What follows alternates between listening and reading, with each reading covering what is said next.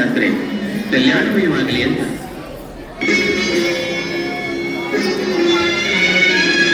ನಿಮ್ಮ ಕಣ್ಣ ತೋಟದಲ್ಲಿ ಆಸೆ ಕಂಡೆನು, ನಿಮ್ಮ ಕಣ್ಣ ತೋಟದಲ್ಲಿ ಆಸೆ ಕಂಡೆನು, ನಿನ್ನ ತುಟಿಯ ನಗುವಿನಲ್ಲಿ ನನ್ನೆ ಮರೆತು ಹೋದೆನು, ನಿನ್ನ ಕಣ್ಣ ತೋಟದಲ್ಲಿ. ಹುಲುಚಿ ಹುಲುಚಿ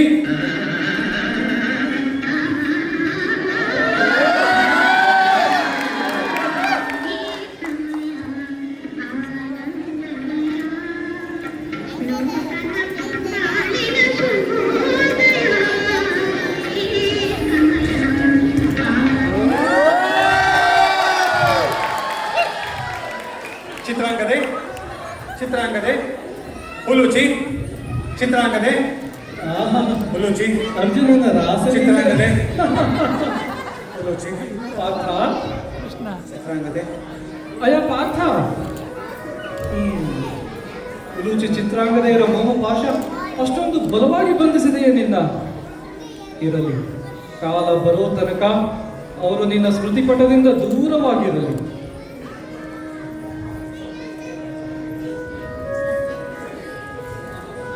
ಕೃಷ್ಣ ನೀನು? ನಾನೇ. ಅದು ಅಲ್ಲಿ ನೋಡು. ಸುಭದ್ರ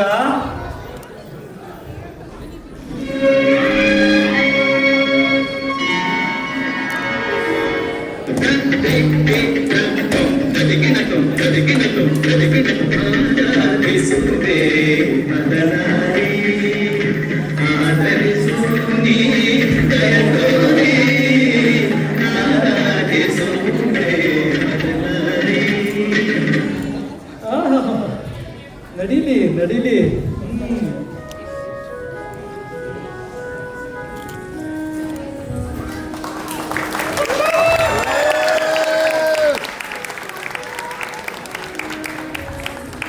ಮಾಡ್ರಪ್ಪು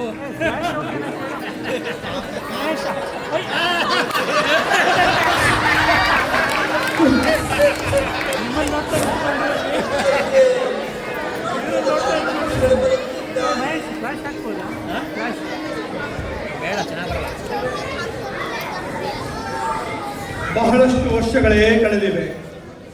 ಕುರುಕ್ಷೇತ್ರದ ಯುದ್ಧವು ಮುಗಿದಿದೆ.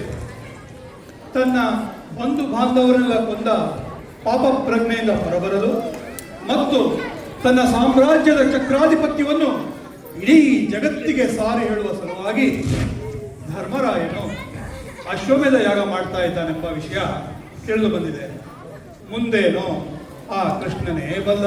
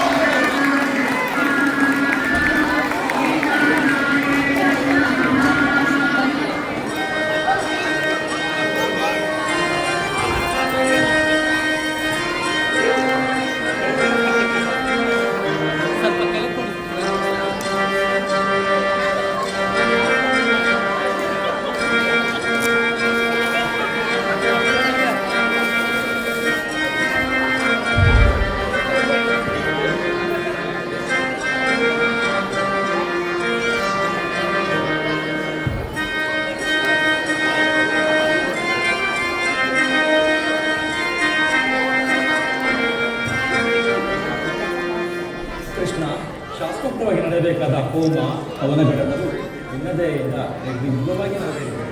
ಇನ್ನು ಕುದುರೆಯ ರಕ್ಷಣೆಗೆ ಯಾರನ್ನು ಕಳಿಸೋಣ? ಅಶ್ವಮೇಧ ಯಾಗಕ್ಕೆ ಕಂಕಣಧಾರಿಯಾದ ನಿನ್ನನ್ನು ಬಿಟ್ಟು ಬೇರೆ ಯಾರು ಬೇಕಾದರೂ ಹೋಗಬಹುದು. ಹಾಗಾದರೆ ಯಾರನ್ನು ಕಳಿಸೋಣ?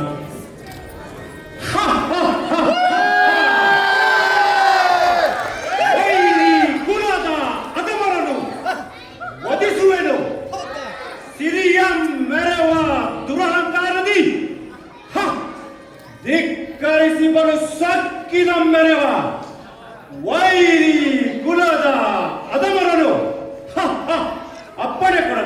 ಅಪ್ಪಣೆ ಕೊಡು ಬಲ ಭೀಮ. ಯಾಕಣ್ಣ, ನನ್ನ ಶಕ್ತಿ ಸಾಮರ್ಥ್ಯಗಳ ಮೇಲೆ ನಿನಗಿಂತ ನಂಬಿಕೆ ಕಡಿಮೆ ಆಯಿತೆ? ಕುರುಕ್ಷೇತ್ರ ಧಾರಾ ತೀರ್ಥದಲ್ಲಿ ನನ್ನ ಗಾಂಧಿ ಉಳಿಗೆದ್ದಿದ್ದರು ಇನ್ನೂ ತುಕ್ಕು ಹಿಡಿದಿಲ್ಲ. ಅದರಿಂದ ಇಡೀ ಬ್ರಹ್ಮಾಂಡವನ್ನೇ ಅಲ್ಲೋಲ ಕಲ್ಲೋಲ ಮಾಡುವ ಈ ತೋಳಿನ ಶಕ್ತಿ ಇನ್ನೂ ಕುಗ್ಗಿಲ್ಲ. ನನ್ನ ಶಸ್ತ್ರಾಸ್ತ್ರಗಳ ಹಸಿವು ಇನ್ನೂ ತೀರಿಲ್ಲ. ಬಲ ಅರ್ಜುನ ಬಲ. ಅಪ್ಪಣೆಗಳು ಭೂಮಂಡದಲ್ಲಿರೋ ರಾಜ ಮಹಾರಾಜ ಚಕ್ರವರ್ತಿಗಳನ್ನು ಗೆದ್ದು ಅವರ ಕಿರೀಟಗಳನ್ನು ತಂದು ನಿನ್ನ ಪಾದದಲ್ಲಿ ಕಾಣಿಕೆಯಾಗಿ ಅರ್ಪಿಸುತ್ತೇನೆ. ಈ ಅಲ್ಪ ಕಾರ್ಯಕ್ಕೆ ಶ್ರೀಕೃಷ್ಣನಿಗೆ ಶ್ರಮ ಕೊಡಬೇಕೆ? ಪಾರ್ಥ, ಇದು ಅಲ್ಪ ಕಾರ್ಯವೇ. ಈ ಕಾರ್ಯಕ್ಕೆ ನನ್ನ ಸಹಾಯ ಸಹಕಾರ ಬೇಕಾಗಿಲ್ಲ. ಧರ್ಮರಾಯ, ಪಾರ್ಥನಿಗೆ ಅಪ್ಪಣೆ ಕೊಡು. ನಿಶ್ಚಯ ಪರಮಾತ್ಮ. ಚಿಕ್ಕಪ್ಪ, ಜೊತೆಗೆ ನಾನು ಹೋಗ್ತೇನೆ. ವೃಷಕೇತು, ಅಶ್ವಮೇಧ ಯಾಗವನ್ನು ಬರೀ ಯುದ್ಧವಲ್ಲ, ಅದೊಂದು ದೊಡ್ಡ ಯುದ್ಧದ ಪರಂಪರೆ. ಆದರೆ ಏನಾಯಿತು ಚಿಕ್ಕಪ್ಪ, ಈ ಕರ್ಣನ ಮಗ ಋಷಕೇತು ಕರ್ಣನಷ್ಟೇ ಪ್ರಭಾವಶಾಲಿ ಎಂದು ಜಗತ್ತಿಗೆ ತೋರ್ಪಡಿಸಬೇಕಾಗಿದೆ. ಆಶೀರ್ವಾದ ಮಾಡಿ. ಹಾಗೆ ಆಗಲಿ ಮಗು. ಮುಹೂರ್ತ ಸರಿಯಾಗಿದೆ, ಹೊರಡಬಹುದು.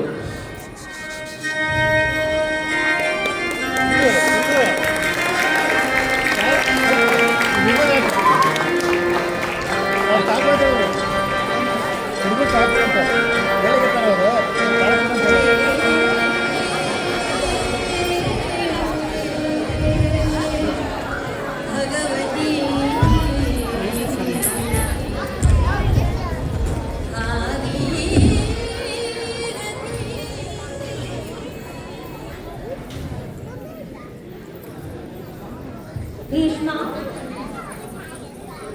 ಭೀಷ್ಮ, ಯಾರು ನನ್ನ ಮಗ ಭೀಷ್ಮನ ಸಾವಿಗೆ ಕಾರಣ ಆದನು? ಅರ್ಜುನ. ಆ ಅರ್ಜುನ ಇನ್ನಾರು ತಿಂಗಳಲ್ಲಿ ಅವನ ಮಗನಿಂದಲೇ ಸಾಯಲಿ. ಇದು ಈ ಗಂಗೆಯ ಶಾಪ.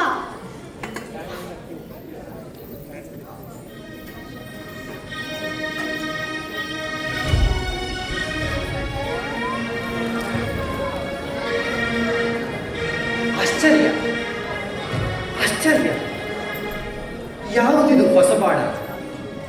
ಅರ್ಧಚಂದ್ರ ಆಕೃತಿಯಿಂದ ಬಹು ತೀಕ್ಷ್ಣವಾಗಿ ಕಂಗೊಳಿಸುತ್ತದೆ ಅಲ್ಲವೇ?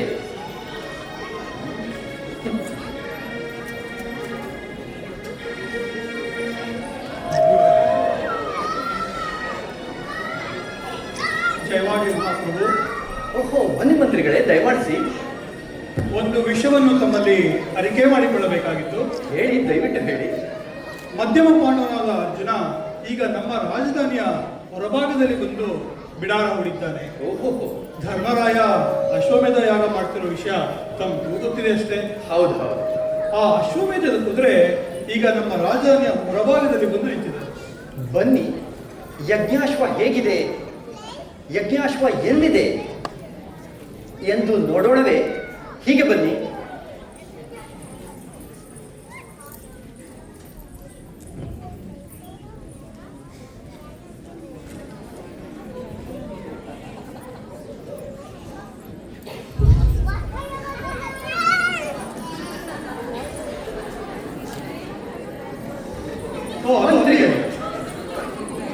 ಈ ಯಜ್ಞಾಶ್ವದ ಹಣೆ ಮೇಲೆ ಬರೆದಿರೋ ಲೇಖನನ ಒಮ್ಮೆ ಓದಿ ಹೇಳಿ. ಕುರುವಂಶ ಕುಲೋದ್ಭವನಾದ ಯುಧಿಷ್ಠಿರ ಚಕ್ರವರ್ತಿಯ ಅಶ್ವಮೇಧದ ಕುದುರೆ ಇದು. ಇಡೀ ಭರತ ಖಂಡದಲ್ಲಿ ಯುಧಿಷ್ಠಿರನಿಗಿಂತಲೂ ಸಮರ್ಥನಾದ ರಾಜ ಮಹಾರಾಜರುಗಳು ಯಾರಾದರೂ ಇದ್ದಲ್ಲಿ ಕುದುರೆಯನ್ನು ಕಟ್ಟಿ ಯುಧಿಷ್ಠಿರನನ್ನು ಗೆದ್ದು ಅಶ್ವಮೇಧ ಮಾಡಿಕೊಳ್ಳಿ. ಆಗದಿದ್ದರೆ ಮುಂದೆ ಮುಂದೆ ಆಗದಿದ್ದರೆ ಕಪ್ಪ ಕಾಣಿಕೆಗಳನ್ನು ಕೊಟ್ಟು ಶರಣಾರ್ಥಿಗಳಾಗಿ ಅಶ್ವಮೇಧ ಯಾಗಕ್ಕೆ ಸೇವೆ ಸಲ್ಲಿಸತಕ್ಕದ್ದು. ಶ್ರೀಕೃಷ್ಣನ ಸಹಾಯ ಇದೆ ಅಂತ ಎಷ್ಟು ಅಹಂಕಾರದಿಂದ ಬರೆದಿದ್ದಾರೆ. ಈ ಅಹಂಕಾರನ ಅಡಗಿಸಲೇಬೇಕು. ಕಟ್ಟಿ ಕುದುರೆಯನ್ನು. ಅಪ್ಪಣೆ ಕೊಟ್ಟಾಯ್ತು, ಕಟ್ಟಿ.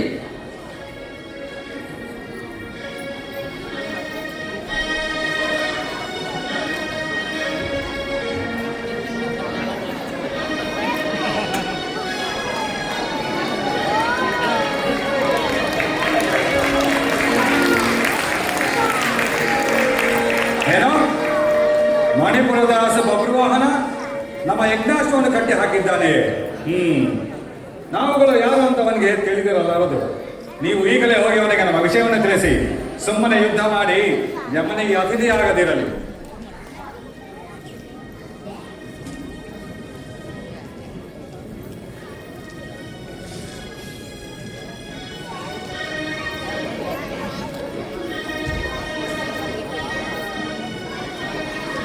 ಮಣಿಪುರ ಸಿಂಹಾಸನಾಧೀಶ್ವರ ಬಬ್ರುವಾಹನ ಪ್ರಭು ಪರ ಬಹುಪರ.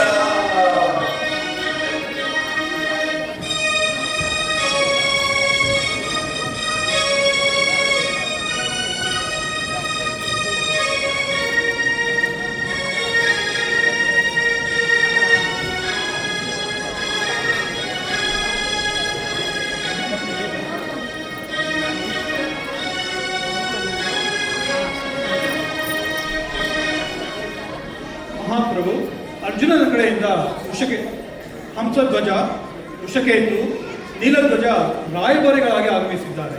ಹೇಳಿ, ನಮ್ಮಿಂದ ಯಾವ ಸೇವೆ ಆಗಬೇಕಾಗಿದೆ? ವಯಸ್ಸಿನಲ್ಲೂ ಅನುಭವದಲ್ಲೂ ಹಿರಿಯರ ಸಲಹೆಯನ್ನು ಸ್ವೀಕರಿಸಿದರೆ ಎಲ್ಲರಿಗೂ ಉತ್ತಮ. ಧರ್ಮರಾಯನ ಅಶ್ವಮೇಧದ ಕುದುರೆಯನ್ನು ತಮ್ಮ ಸೈನಿಕರು ಕಟ್ಟಿ ಹಾಕಿದ್ದಾರೆ. ಕಟ್ಟಿ ಅಂತ ಅಪ್ಪಣೆ ಮಾಡಿದ್ದು ನಾವೇ. ಕುದುರೆಯ ರಕ್ಷಣೆಗೆ ಬಂದಿರುವುದು 3 ಲೋಕದ ಗಂಡ ಎಂದು ಬಿರುದಾಂಕಿತರಾಗಿರುವ ಅರ್ಜುನ, ನನ್ನ ಚಿಕ್ಕಪ್ಪ. ಚಿಕ್ಕಪ್ಪ ಅಂದರೆ ತಾವು? ಯುದ್ಧದಲ್ಲಿ ತನಗೆ ಆಪತ್ತು ಬಂದಿದ್ದರೂ ತೊಟ್ಟ ಬಾಣವನ್ನು ಪುಣಂ ತೊಡದೆ ಹೋರಾಡಿ ಮಡಿದ ಧೀರಕರ್ಣನ ಮಗ ವೃಷಕೇತು. ಬರೀ ಧೀರನಲ್ಲ, ದಾನಶೂರ ಕರ್ಣ. ಅಂತಹವನ ಮಗನಾದ ನೀನು ಹೀಗೆ ಹೊಗಳು ಭಟ್ಟನಾಗಬಾರದು. ಶ್ರೀಕೃಷ್ಣನನ್ನು ಬಿಟ್ಟು ಬಂದಿರುವ ನಿಮ್ಮ ಚಿಕ್ಕಪ್ಪ ನನಗೆ ಚಿಕ್ಕ ಅಪ್ಪನೇ ಹೊರತು ಇಲ್ಲಾರಿಗೂ ದೊಡ್ಡ ಅಪ್ಪನಲ್ಲ. ಅಂದರೆ ತಾವು ಹೋರಾಟಕ್ಕೆ ಸಿದ್ಧ ಎಂದರ್ಥವೇ? ಏಕೆ ಸಂದೇಹವೇ? ಯುದ್ಧ ಅಂದರೆ ವೀರರಿಗೆ ಹಬ್ಬವೇ ಹೊರತು ಭಯ ಅಲ್ಲ.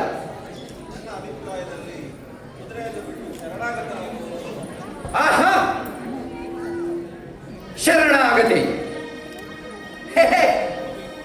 ಠೇಂಕರಿಸಿ ಬಿಲ್ಲನ್ನು ಹೆದೆಯೇರಿಸದೆ ಸುಮ್ಮನೆ ತಲೆ ತಗ್ಗಿಸಿ ಶರಣಾಗತರಾಗೋದು ಕ್ಷಾತ್ರ ಧರ್ಮಕ್ಕೆ ಅವಮಾನ.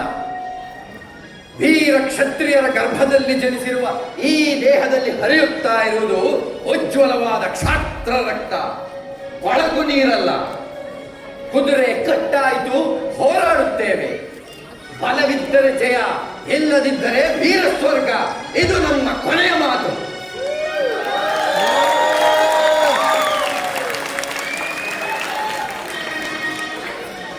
ರಾಯಭಾರಿಗಳಾಗಿ ಬಂದಿದ್ದೀರಿ. ಮೊದಲು ನಮ್ಮ ಆತಿಥ್ಯವನ್ನು ಸ್ವೀಕರಿಸಿ, ಅನಂತರ ನಿಮ್ಮ ಪ್ರಭುಗಳಿಗೆ ನಮ್ಮ ಸಂದೇಶವನ್ನು ತಿಳಿಸಿ.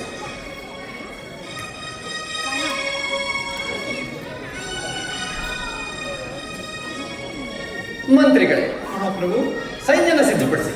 ಯಾವುದಕ್ಕೂ ಮಾತೃಶ್ರೀಯರಿಗೆ ಒಂದು ಮಾತು ಹೇಳೋದು ಒಳ್ಳೆಯದು ಅನ್ಸುತ್ತೆ. ಹೌದು, ನಾವೇ ಹೋಗಿ ತಾಯಿಯವರ ಆಶೀರ್ವಾದ ಪಡೆದು ಬನ್ನಿ, ಹೋಗೋಣ. ತಮ್ಮ ಚಿಕ್ಕ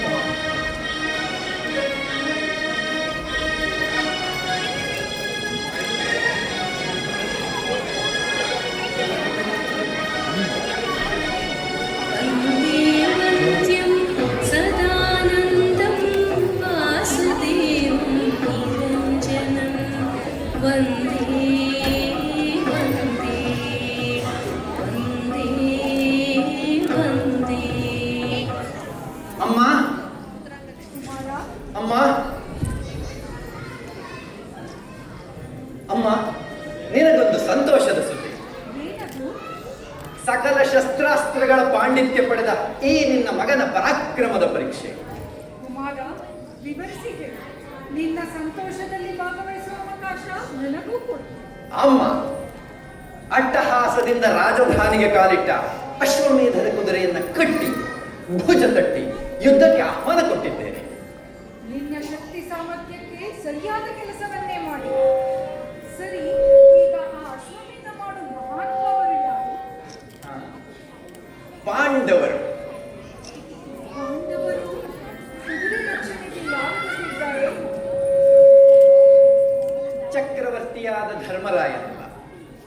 ಜಗಜ್ಜಟ್ಟಿಯಾದ ಭೀಮನೂ ಅಲ್ಲ. ಪರಮಾತ್ಮನಿಗೆ ಪ್ರಿಯನಾದ ಪಾರ್ಥ. ಅಪಚಾರ ಕುಮಾರ, ಅಪಚಾರ. ಉಪಚಾರ ಅಲ್ಲ, ಯುದ್ಧ ಕ್ಷತ್ರಿಯನಿಗೆ ಸದಾಚಾರ. ತಂದೆ ಮೇಲೆ ಮಗ ಯುದ್ಧ ಮಾಡೋದು ದುರಾಚಾರ. ಅಮ್ಮ, ಮಧ್ಯಮ ಪಾಂಡವ ನಿನ್ನ ತಂದೆ. ಅಮ್ಮ, ಏನ್ ಹೇಳ್ತಾ ಇದೀಯ ನೀನು? ಹೌದು ಮಹಾರಾಜ, ಮಾತೃಶ್ರೀಯ ಮಾತು ಅಕ್ಷರಶಃ ನಿಜ. ನಿಜಾನೇ ಹೇಳ್ತಾ ಇದ್ದೀನಿ. ಇಷ್ಟು ದಿವಸ ಮುಚ್ಚಿಟ್ಟಿದ್ದ ಸತ್ಯನ ಇವತ್ತು ಹೇಳ್ತಾ ಇದ್ದೀನಿ. ನೀನು ಪಾಂಡವರ ಸಂತಾನ. ಮಧ್ಯಮ ಪಾಂಡವ ನಿನ್ನ ತಂದೆ. ಅರ್ಜುನ, ಫಲ್ಗುಣ, ಪಾರ್ಥ, ಕಿರೀಟಿ ಎಂದು ದಶನಾಮಾಂಕಿತನಾದ ಮಧ್ಯಮ ಪಾಂಡವ ನನ್ನ ತಂದೆ, ನನ್ನ ಜನ್ಮದಾತ. ಕುಮಾರ, ಅಪರಾಧಕ್ಕೆ ಕ್ಷಮೆ ಕೇಳಿ ಕುದುರೆನ ಬಿಚ್ಚು. ನಿನ್ನ ತಂದೆಯ ಆಸ್ಥಾನಕ್ಕೆ ಕರೆತಂದು ಪಾದ ಪೂಜೆ ಮಾಡು. ಅಪ್ಪಣೆ ಅಮ್ಮ. ಇದಕ್ಕಿಂತಲೂ ಪವಿತ್ರವಾದ ಕರ್ತವ್ಯ ಬೇರೆ ಏನಿದೆ ನನಗೆ? ಅಮ್ಮ, ನೀನು ಅರಮನೆಗೆ ಬಂದು ನಿನ್ನ ಪತಿನ, ನನ್ನ ತಂದೆನ ಭವ್ಯವಾಗಿ ಸ್ವಾಗತಿಸಬೇಕು. ಆದ್ರೆ ಹೀಗಲ್ಲ, ಹೀಗಲ್ಲ. ಮಹಾರಾಣಿ ಹಾಗೆ, ಮಹಾರಾಣಿ ಹಾಗೆ. ಬಾಮ, ಬಾಮ. ಆಗಲಿ ಕುಮಾರ.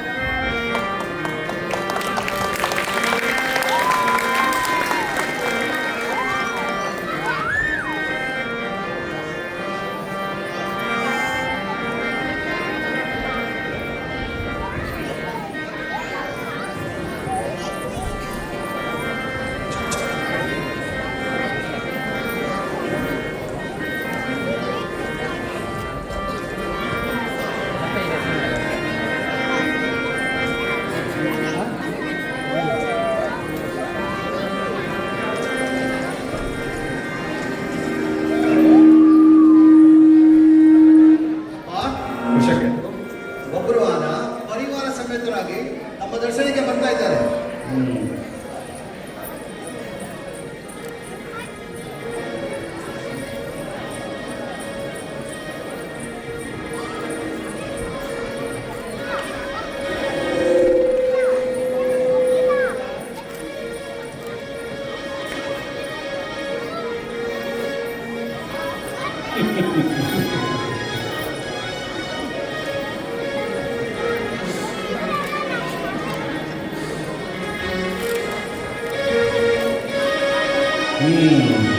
ನೀನೆಯೋ ವೀರಭದ್ರ ವಾಹನ, ಮಣಿಪುರದ ಅರಸು. ತುಂಬಿದ ಸಭೆಯಲ್ಲಿ ನೀನು ನಮ್ಮವರ ಮುಂದೆ ಏನು ಹೇಳಿದೆ? ನಿಮ್ಮ ಚಿಕ್ಕ ಅಪ್ಪನೇ ಹೊರತು ಇಲ್ಲಾರಿಗೂ ದೊಡ್ಡ ಅಪ್ಪನಲ್ಲವೆಂದು ಬಾಯಿಗೆ ಬಂದಿಂತ ಹೇಳಿದ ನೀನು ಈಗ ಶರಣಾರ್ಥಿಯಾಗಿ ಬಂದಿರುವುದು ನೋಡಿದರೆ ಪಾಪ ನಮಗೆ ಕನಿಕರವಾಗ್ತಾ ಇದೆ. ಪ್ರಾಣ ಭೀತಿಯಿಂದ ತಲೆ ಬಗ್ಗಿದವರ ತಲೆ ಕಾಯುವುದೇ ಪಾಂಡವರ ಧರ್ಮ. ಕ್ಷಮಿಸಿದ್ದೇನೆ, ಹೇಳ ಮೇಲೆ. ಪ್ರಾಣಭೀತಿಯಿಂದ ಶರಣಾಗತನಾಗಿ ರಕ್ಷಣೆ ಬೇಡಲು ತಲೆ ತಗ್ಗಿಸಲಿಲ್ಲ. ನನಗೆ ಜನ್ಮ ಕೊಟ್ಟ ತಂದೆ ಚರಣಾರದಿಂದ ಮುಂದೆ ಭಕ್ತಿಯಿಂದ ತಲೆ ತಗ್ಗಿಸಿದ್ದೆ. ತಂದೆ? ನಿನ್ನ ತಂದೆ? ಪರಶಿವನಿಂದ ಪಾಶುಪತಾಸ್ತ್ರ ಪಡೆದ ಪರಮ ವೀರ.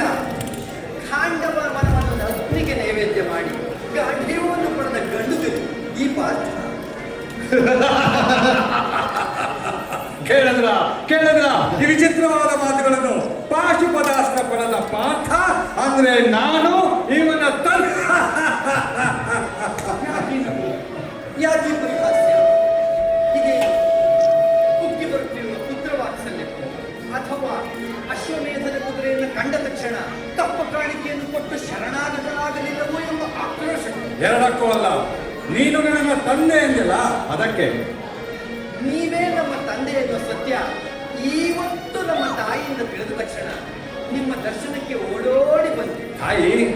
ಯಾರು ನಿನ್ ತಾಯಿ? ನಂಬೆಯೋ, ಊರ್ವಶಿಯೋ, ಮೇನಕೆಯೋ, ತಿರುತ್ತಮೆಯೋ? ಹರಿ ಹರಿ ಶಾಂತಂ ಪಾಪಂ ಶಾಂತಂ ಪಾಪಂ. ಪರಮ ಪವಿತ್ರಳಾದ ನನ್ನ ತಾಯಿನ ರಂಭಾರ್ವಶಿಗೆ ಹೋಲಿಸ್ತಾ ಇದ್ದೀರಾ? ಧರ್ಮರಾಯ ತಮ್ಮನ ಬಾಯಿನಲ್ಲಿ ಇಂಥ ಮಾತುಗಳು ಬರಬಾರ್ದು. ಪಾಂಡವರ ಘನದ ಬಗ್ಗೆ ಮಾತಾಡೋ ಯೋಗ್ಯತೆ ನಿನಗೆಲ್ಲಿದೆ? ಪಾಂಡವರ ಘನದ ಬಗ್ಗೆ ಮಾತಾಡೋ ಯೋಗ್ಯತೆ ನನಗಿಲ್ವೇ?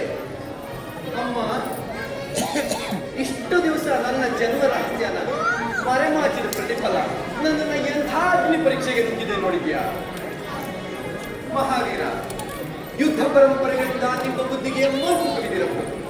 ನೆನಪು ಮಾಡಿಕೊಳ್ಳಿ, ನೀವು ಮಣಿಪುರಕ್ಕೆ ತೀರ್ಥಯಾತ್ರೆಗೆ ಬಂದಿದ್ದು, ನನ್ನ ತಾಯಿ ಚಿತ್ರಾಂಗದೆಯನ್ನು ನೋಡಿದ್ದು, ಗಾಂಧರ್ವ ರೀತಿಯಿಂದ ಮದುವೆಯಾಗಿದ್ದು, ನನ್ನ ಜನ್ಮಕ್ಕೆ ಕಾರಣವಾಗಿದ್ದು, ಇದೊಂದು ನಿಮ್ಮ ನೆನಪಿನಲ್ಲವೇ? ನಿಜವಾಗಿದ್ದೀರ ತಾನೆ ನೆನಪಿನಲ್ಲಿರೋದು? ಯಾವ ಮಣಿಪುರ, ಯಾವ ಗಾಂಧರ್ವ ವಿವಾಹ, ಯಾವ ಚಿತ್ರಾಂಗದೆ, ಯಾರು ನನ್ನ ಮಗ? ಕುರುಕ್ಷೇತ್ರದ ಮಹಾಸಂಗ್ರಾಮದಲ್ಲಿ ಏಕಾಂಗಿಯಾಗಿ ದ್ರೋಣಾಚಾರ್ಯರ ಚಕ್ರವನ್ನು ಭೇದಿಸಿ ಸಪ್ತ ಮಹಾರಥಿಗಳು ಸದೆಬಡಿದು ರಣರಂಗವನ್ನೇ ಅಲ್ಲೋಲ ಕಲ್ಲೋಲ ಮಾಡಿ ಮಿಂಚಿನಂತೆ ಬೆಳಗಿ ವೀರ ಸ್ವರ್ಗ ಪಡೆದ ಆ ಸುಭದ್ರಾನಂದನ ವೀರಾಭಿಮನ್ಯು ಅವನು ನನ್ನ ಮಗ. ಮೊದಲೇ ನಾನು ನಿಮ್ಮ ಮಗನೆಂಬ ಸತ್ಯ ತಿಳಿದಿದ್ದರೆ ಕುರುಕ್ಷೇತ್ರದಲ್ಲಿ ವೀರ ಸ್ವರ್ಗವನ್ನು ಸೇರುತ್ತಿದ್ದುದು ಆ ನಿಮ್ಮ ಮಗ ಅಭಿಮನ್ಯುವಲ್ಲ, ಈ ನಿಮ್ಮ ಮಗ ಬಬ್ರುವಾಹನ. ಇಲ್ಲದಿದ್ದರೆ 18 ದಿವಸಗಳಲ್ಲಿ ನಡೆದ ಆ ಮಹಾಯುದ್ಧವನ್ನು ಕೇವಲ 8 ದಿವಸಗಳಲ್ಲಿ ಮುಗಿಸಿ ಪಾಂಡವರ ಕೀರ್ತಿನ ಬೆಳೆಸ್ತಾ ಇದ್ದ ಈ ನಿಮ್ಮ ಮಗ. ಮಾತಿಗೂ ನನ್ನ ಮಗ ಅಂತ ಯಾಕೆ ಬಗ್ತೀಯ? ಹೋಗಿ ನಿನ್ನ ತಾಯಿನ ಕೇಳು, ನಿನ್ನ ಜನ್ಮಕ್ಕೆ ಕಾರಣಾದ ನಿಮ್ಮಪ್ಪ ಯಾರು ಅಂತ. ಇದೇ ಮಾತನ್ನ ಬೇರೆ ಯಾರಾದ್ರೂ ಆಡಿದ್ರೆ ಅವರ ಹೃದಯನ ಬಗೆದು ರಣಚಂಡಿಗೆ ಒತ್ತನ್ನು ನೀಡ್ತಾ ಇದ್ದೆ. ಆದರೆ ನೀವು ಹಿರಿಯರು, ಶ್ರೀಕೃಷ್ಣನ ಪರಮಾಪ್ತರು. ಆ ಗೌರವದಿಂದ ನಿಮ್ಮ ಕೈ ಮುಗಿದು ಕೇಳ್ಕೊತಾ ಇದ್ದೀನಿ. ನಮ್ಮ ತಾಯಿ ಅಗ್ನಿಯಷ್ಟೇ ಪವಿತ್ರಳು. ನಿಮ್ಮ ದರ್ಶನಕ್ಕಾಗಿ ತನ್ನ ಸುಖ ಸಂತೋಷಗಳನ್ನೆಲ್ಲ ತ್ಯಾಗ ಮಾಡಿ ಸನ್ಯಾಸಿನಿಯಂತೆ ಹಗಲು ರಾತ್ರಿ ನಿಮ್ಮ ಧ್ಯಾನದಲ್ಲಿರೋ ಆ ಪವಿತ್ರ ಮೂರ್ತಿಗೆ ಕೆಟ್ಟ ಹೆಸರಿಡಬೇಡಿ. ಅವಳು ಶೀಲಕ್ಕೆ ಕಳಂಕ ಹಚ್ಚಬೇಡಿ.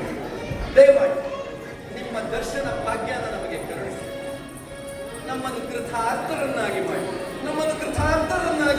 ದೂರ ಸರಿ. ನಿನ್ನ ಅಪವಿತ್ರವಾದ ಕೈಗಳಿಂದ ನಮ್ಮನ್ನು ಮುಟ್ಟಬೇಡ. ನೀನು ನಿಜವಾಗಿಯೂ ನನ್ನ ಮಗನಾಗಿದ್ದರೆ ಕಟ್ಟಿದ ಕುದುರೆಯನ್ನು ಬಿಚ್ಚದೆ ಬೆಲ್ಲಿಗೆ ಹೆದೇರಿಸಿ ರಣರಂಗದಲ್ಲಿ ತಕ್ಕ ಉತ್ತರ ಕೊಡುತ್ತಿದ್ದೆ. ಈಗ ಲಜ್ಜೆಗೆಟ್ಟು ಹೇರಿ ಅಂತ ಬಂದು ನನ್ನ ಕಾಲು ಹಿಡಿಯಬೇಕಾದರೆ ನೀನು ಜಾರಿ ಮಗನಾಗಿರಬೇಕು. ಮಗ ಭೋರ್ಗಡದ ನುಗ್ಗುವ ಪ್ರವಾಹವನ್ನು ಪ್ರತಿರೋಧಿಸಬಲ್ಲೆ, ಕಾಳ್ಗಿಚ್ಚನ್ನು ಕಾಲಿನಲ್ಲಿ ಮೆಟ್ಟಿ ಅಡಗಿಸಬಲ್ಲೆ, ಆ ಸಿಡಿಲ ಬಡಿತವನ್ನು ಮುಷ್ಟಿಯಲ್ಲಿ ಹಿಡಿಯಬಲ್ಲೆ. ಆದರೆ ಈ ಮಾತ್ರ ನಿಂದನೆಯನ್ನು ಮಾತ್ರ ನಾ ಸಹಿಸಲಾರೆ. ಅರ್ಜುನ, ಅಲಗಿದ್ದ ಮೃತ್ಯು ದೇವತೆಯನ್ನು ಬಡಿದೆಬ್ಬಿಸಿದೆ. ಮಾತೃ ದೇವತೆಯ ಪಾತಿವ್ರತ್ಯಕ್ಕೆ ಪಸಿ ಹಚ್ಚಿ ನಿನ್ನ ಚಿತೆಯನ್ನು ನೀನೇ ಸಿದ್ಧಪಡಿಸಿಕೊಂಡೆ. ನಿನ್ನ ರಕ್ಷಣೆಗೋಸ್ಕರ ತ್ರಿನೇತ್ರನ ಹುರಿಗಣ್ಣೆ ತೆರೆಯಲಿ, ತ್ರಿವಿಕ್ರಮನ ಸುದರ್ಶನವೇ ಆಟ ಬರಲಿ. ನಿನ್ನ ಸೊಕ್ಕಿನ ಮಾತುಗಳಿಗೆ ತಕ್ಕ ಉತ್ತರ ಹೇಳಿ ನಿನ್ನ ಮುಂಡಗಳನ್ನು ತುಂಡರಿಸಿ ಚಂಡಾಡುತ್ತಿದ್ದೇನೆ. ನಾನು ಚಿತ್ರಾಂಗನೆಯ ಬಬ್ರುವಾಹನನಲ್ಲ.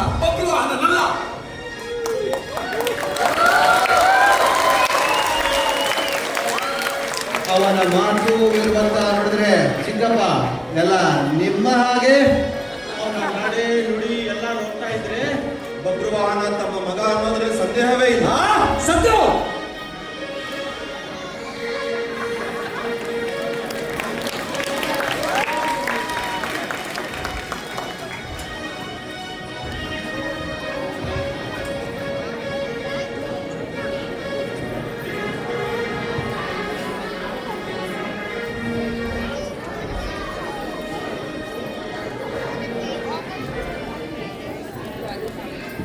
ಕುಮಾರ ಬಂದ್ಯಾ? ಬರಸಿಡಿಲು ಬಡಿದಂತೆ ಕಡು ನುಡಿಗಳೆಂದೆನ್ನ ಒಡಲ ಬಿರಿದನು ಅಯ್ಯೋ ತಡೆಯಲಾದೆ. ಅಮ್ಮ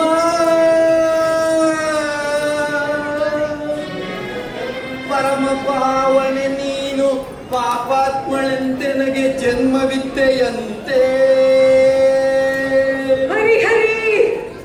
ಜಾರತನದಲ್ಲಿ ನೀ ಜನ್ಮವಿದ್ದೆಯಂತೆ. ಶ್ರೀಹರಿ ಕೃಷ್ಣ, ಹಗಲಿರುಳು ಯಾರ ಧ್ಯಾನದಲ್ಲಿ ಕುಳಿತಿದ್ದೇನೋ ಆ ನನ್ನ ಸ್ವಾಮಿಗೆ ನನ್ನ ಶೀಲದ ಮೇಲೆ ಶಂಕೆಯೇ. ಪರಮಾತ್ಮ, ಇದನ್ನು ಕೇಳುವುದಕ್ಕೆ ಮುಂಚೆ ನನ್ನ ಪ್ರಾಣನಾದರೂ ಹೋಗ್ಬಾರ್ದು. ಕಾದಿದ್ದೆ. ಅಮ್ಮ, ಜಗತ್ತಿನಲ್ಲಿ ಹೆಣ್ಣಿಗೆ ಇರೋದು ಎರಡೇ ಭಾಗ್ಯ.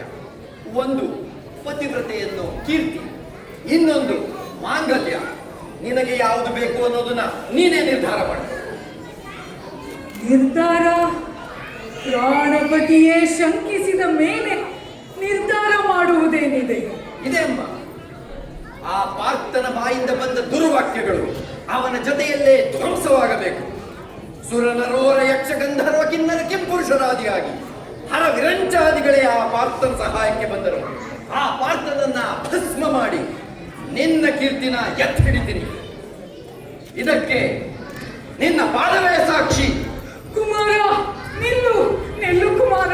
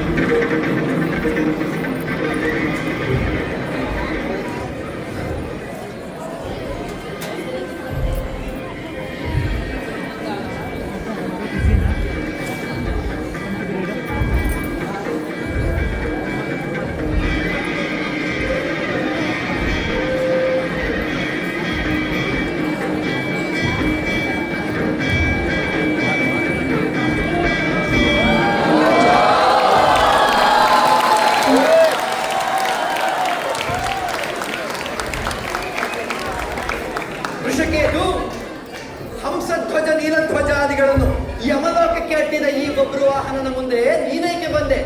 ಹೋಗಿ ವೀರಾದಿ ವೀರನೆಂದು ದುರಹಂಕಾರದಿಂದ ಮೆರೆಯುತ್ತಿರುವ ಆ ನಿನ್ನ ಧನಂಜಯನನ್ನು ಕಳಿಸು. ಹೇ, ನಿನ್ನಂತ ಹುಲುಮಾನವನ ಧ್ವಂಸಕ್ಕೆ ಆ ಧನಂಜಯನಾಗೆ ನಾನೇ ಸಾಕು. ಬೇಡ ಬೇಡ, ಈ ಹುಮ್ಮಸ್ಸಿನಿಂದ ಹೋರಾಡಿ ಸಾಯಬೇಡ. ಉಪದೇಶ ಬಿಟ್ಟು ಯುದ್ಧ ಮಾಡು. ತೋರಿಸು ನಿನ್ನ ಪ್ರತಾಪವನ್ನು.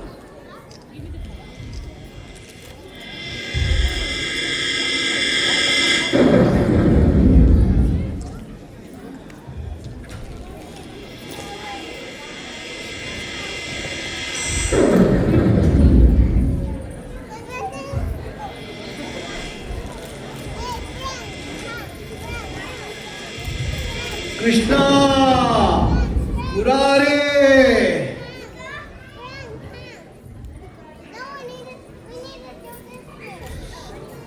ಬಬ್ರುವಾಹನ, ಏನು ಪಾರ್ಥ, ಕೆಂಗಣ್ಣಿನಿಂದ ಕೆಕ್ಕರಿಸಿ ನೋಡಿ ನೀನು ನನ್ನನ್ನು ಗೆಲ್ಲಲಾರೆ. ಈಗ ಆ ಶೌರ್ಯ ನಿನ್ನಲ್ಲಿಲ್ಲ. ಪರಮ ಪತಿವ್ರತೆಯನ್ನು ನಿಂದಿಸಿದ ಮರುಕ್ಷಣವೇ ನಿನ್ನ ಪುಣ್ಯವೆಲ್ಲ ಉರಿದು ಹೋಗಿ ಪಾಪದ ಮೂಟೆ ನಿನ್ನ ಹೆಗಲು ಹೊತ್ತಿದೆ. ಮದಾಂಧ, ಅವರಿವರನ್ನು ಕೊಂದೇ ಅಹಂಕಾರದಲ್ಲಿ ಕೊಬ್ಬಿರುವ ಮೂರ್ಖ. ಸುರಲೋಕಕ್ಕೆ ಸೋಪಾನ ಕಟ್ಟಿ ಮತ್ಸ್ಯಯಂತ್ರವನ್ನು ಭೇದಿಸಿ ರಣರಂಗವನ್ನೇ ಅಲ್ಲೋಲ ಕಲ್ಲೋಲ ಮಾಡಿರುವ ಈ ಅರ್ಜುನ ಭುಜಬಲದ ಪರಾಕ್ರಮ ನಿನಗೇನು ತಿಳಿದಿದೆಯೋ? ಯಾರು ತಿಳಿಯರು ನಿನ್ನ ಭುಜಬಲದ ಪರಾಕ್ರಮ?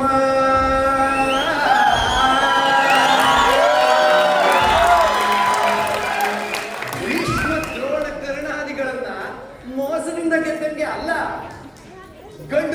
ಕೆಳಗೆಲ್ಲೋ ಗುಂಡಿಗೆಯು ನಿನಗೆಲ್ಲೋ ಖಂಡಿಸದೆ ಉಳಿಸುವೆ ಹೋಗೋ ಹೋಗೆಲ ಶಿಖಂಡಿ.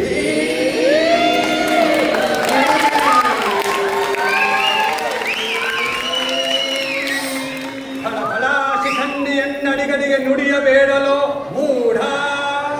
ಆರ್ಭಡಿಸಿ ಬರುತ್ತಿದೆ ನೋಡು ಅಂತಕನ ಆಹ್ವಾನ. ಅಂತಕನಿಗೆ ಅಂತಕನು ಈ ಬಬ್ರುವಾಹನ.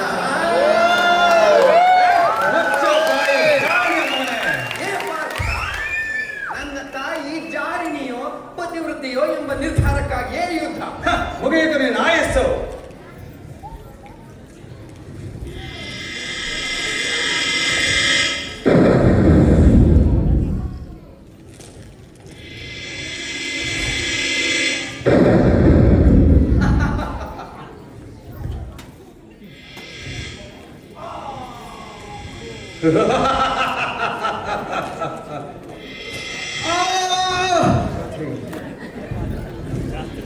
ತಗೋ ನಿನ್ನ ನಾಶಕ್ಕೆ ಪಾಶುಪದಾಸ್ತ್ರ.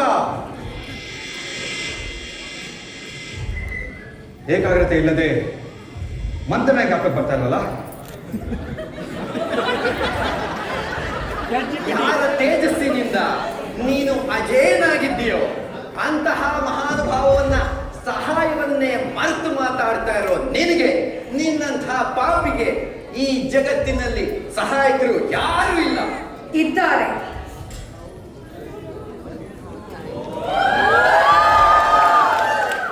ಅಮ್ಮ ಅಮ್ಮ ನೀನು ಮೊದಲು ಸತಿ ಧರ್ಮ, ಆಮೇಲೆ ಮಾತ್ರ ಧರ್ಮ. ಕಾರಣೇನು? ನಿನ್ನ ಸಹಾಯ ನನಗೆ ಬೇಕಾಗಿಲ್ಲ. ನಿರಾಕರಿಸಬೇಡಿ, ಶ್ರೀಕೃಷ್ಣನ ಮೇಲಾಣೆ. ಆಹಾ, ಯಥಾ ದಿವ್ಯ ದೃಶ್ಯವಿದು. ಈ ಮಗನನ್ನ ಆಶೀರ್ವಾದ ಮಾಡೋಕೆ ಬಂದಿರೋ ಶಿವಪಾರ್ವತಿಯರ ಹಾಗೆ ಕಾಣಿಸುತ್ತಾರೆ. ಧನ್ಯ ಬಬ್ರುವಾಹನ, ನೀನೇ ಧನ್ಯ.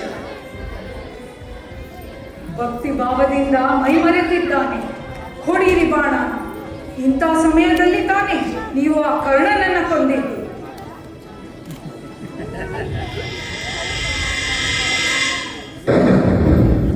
ಕುಮಾರ, ತಂದೆ ತಾಯಿ ಅನ್ನೋ ಭಕ್ತಿ ಈ ಯುದ್ಧ ಭೂಮಿಲಿ ಅಲ್ಲ, ಅದಕ್ಕೆ ಆ ಕುರುಕ್ಷೇತ್ರನೇ ಸಾಕ್ಷಿ. ಉಲೂಚಿ, ಏನಿದು? ಪತಿವ್ರತೆಯಾದ ನೀನು ಪತಿಗೆ ಸಾರಥಿ, ಪುತ್ರ ಪ್ರೇಮಿಯಾದ ನಾನು ಪುತ್ರನಿಗೆ ಸಾರಥಿ. ನಡಿಲಿ, ಪಿತಾ ಪುತ್ರರ ನಡುವೆ ಯುದ್ಧ.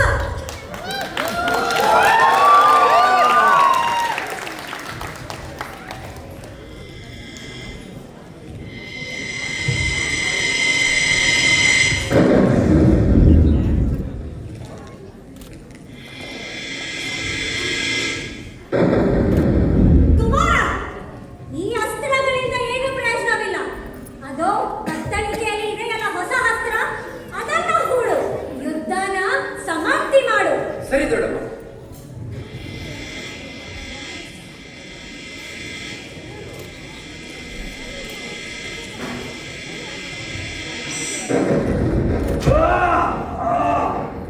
ಕೃಷ್ಣ, ಅಸಹಾಯ ಶೂರ ಅಕ್ಷೀಣ ಬಲನಾದ ಅರ್ಜುನನಿಗೆ ಇದೆಂಥ ಅಪಜಯ, ಸ್ವಾಮಿ, ಇದೆಂಥ ಅಪಜಯ.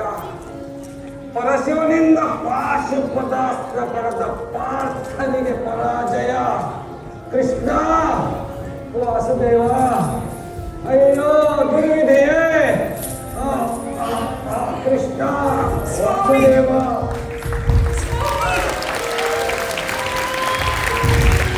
ಪ್ರಾಣೇಶ್ವರ, ಪ್ರಾಣೇಶ್ವರ.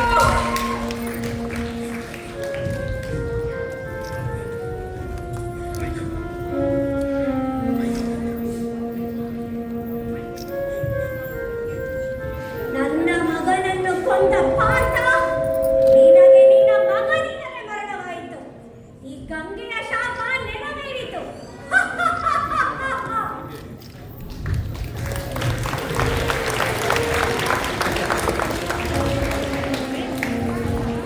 ಕುಮಾರ, ಮಗನಾಗಿ ಮಾಡಬೇಕಾಗಿರೋ ಕಡೆಯದೊಂದು ಕರ್ತವ್ಯವಿದೆ.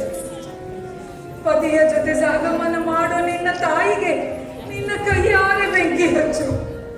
ತಡ ಮಾಡಬೇಡ, ಚಿತೆ ಸಿದ್ಧ ಮಾಡು.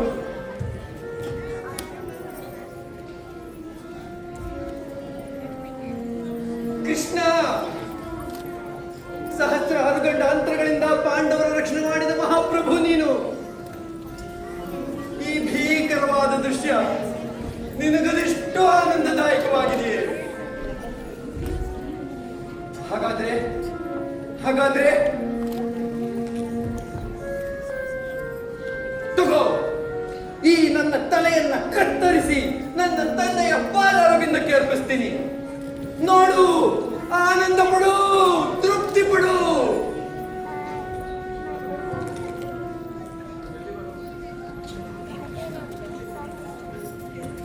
ಶಾಂತನಾಗು ಕುಮಾರ, ಶಾಂತನಾಗು.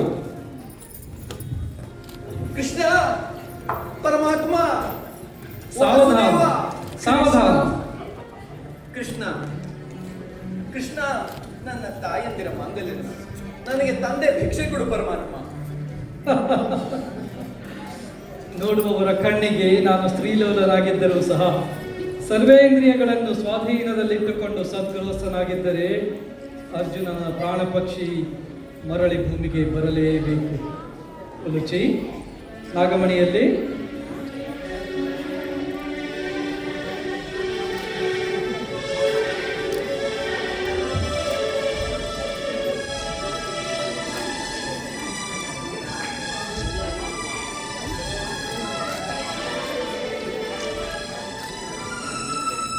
ಪಾರ್ಥ, ಎದ್ದೇಳು ಪಾರ್ಥ.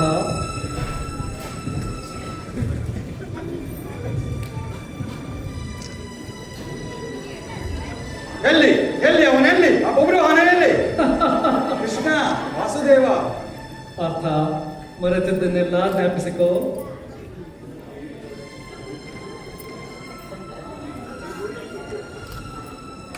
ಕುಲುಚಿ, ಚಿತ್ರಾಂಗದೆ. ಪಾರ್ಥ, ಎಲ್ಲರನ್ನೂ ಸಂತೈಸಿದ ಹಾಗೆ ನಿನ್ನ ಮಗ ಬಬ್ರುವಾಹನನನ್ನೂ ಸಂತೈಸು. ಬಬ್ರುವಾಹನ ನನ್ನ ಮಗ. ಬಬ್ರುವಾಹನ ತಂದೆ, ನನ್ನ ಮಗ.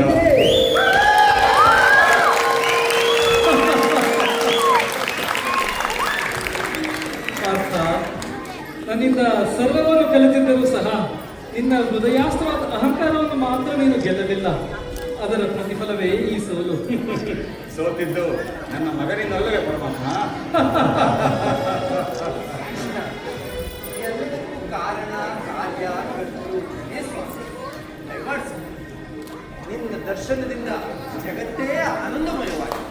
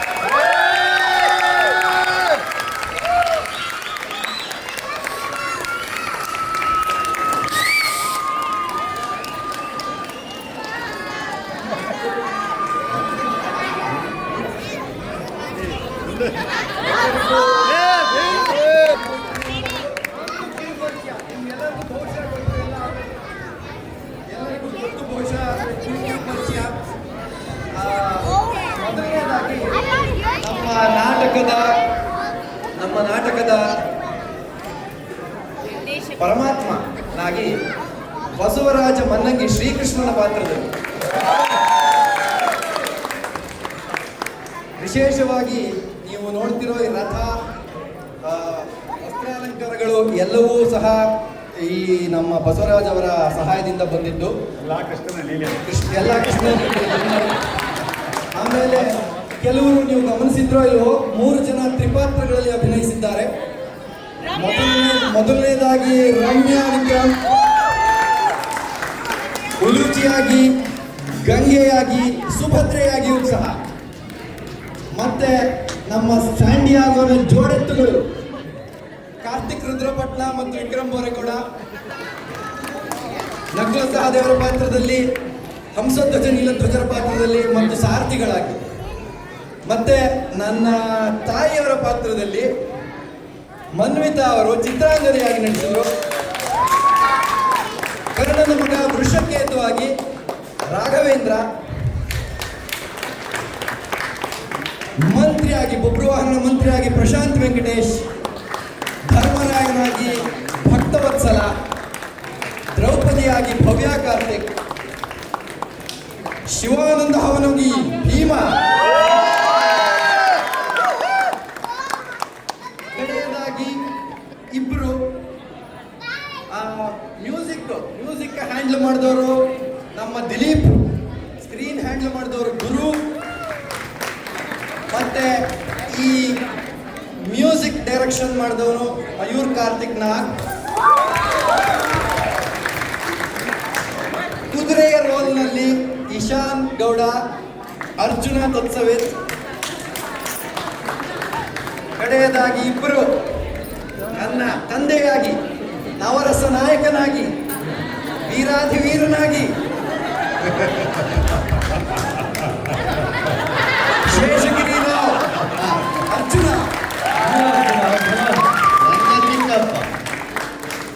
ಮತ್ತು ಕಡೆಯದಾಗಿ ಈ ಚಿತ್ರಕಥೆಯನ್ನು ರಂಗಕ್ಕೆ ತರಬೇಕು, ಕಿರುನಾಟಕ ಮಾಡಬೇಕು ಅಂತ ಆಸೆಯಿಂದ ಮಾಡಿದವನು, ಕನಸಿಟ್ಕೊಂಡಿದ್ದವನು ಒಂದು 2 ವರ್ಷದಿಂದ ನಾನು. ಹಾಗಾಗಿ ಹುಣಸೂರು ಕೃಷ್ಣಮೂರ್ತಿಯವರ ಈ ಅದ್ಭುತ ಚಿತ್ರವನ್ನು ಕಿರುನಾಟಕದ ರೂಪದಲ್ಲಿ ತಂದಿರೋದು ಬಬ್ರುವಾಹನನಾಗಿ ಕಾರ್ತಿಕ್ ರಾವ್. ಇಷ್ಟೊಂದು ದೊಡ್ಡ ಸಮಯವನ್ನು ಕೊಟ್ಟು ನಮಗೆ ಪ್ರೋತ್ಸಾಹಿಸಿದ KKSST ಸ್ಯಾಂಡಿಯಾಗೋ ಅವರಿಗೆ ಅತ್ಯಂತ ಧನ್ಯವಾದಗಳು. ಮತ್ತು ಇದರ ಹೆಚ್ಚಾಗಿ ಸ್ಟೇಜ್ನ ಡೆಕೋರೇಷನ್ಸ್ ಅಥವಾ ಬ್ಯಾನರ್ ಅರೇಂಜ್ ಮಾಡಿದವರು ಬಹಳಷ್ಟು ಜನ ಇದ್ದಾರೆ. ಇದರಲ್ಲಿ ಮುಖ್ಯವಾಗಿ ನಾಗರಾಜ್ ನಾಯಕ್ ಅವರು ಆ್ಯಂಡ್ ರಾಜೀವ್ ಕುಲಕರ್ಣಿ,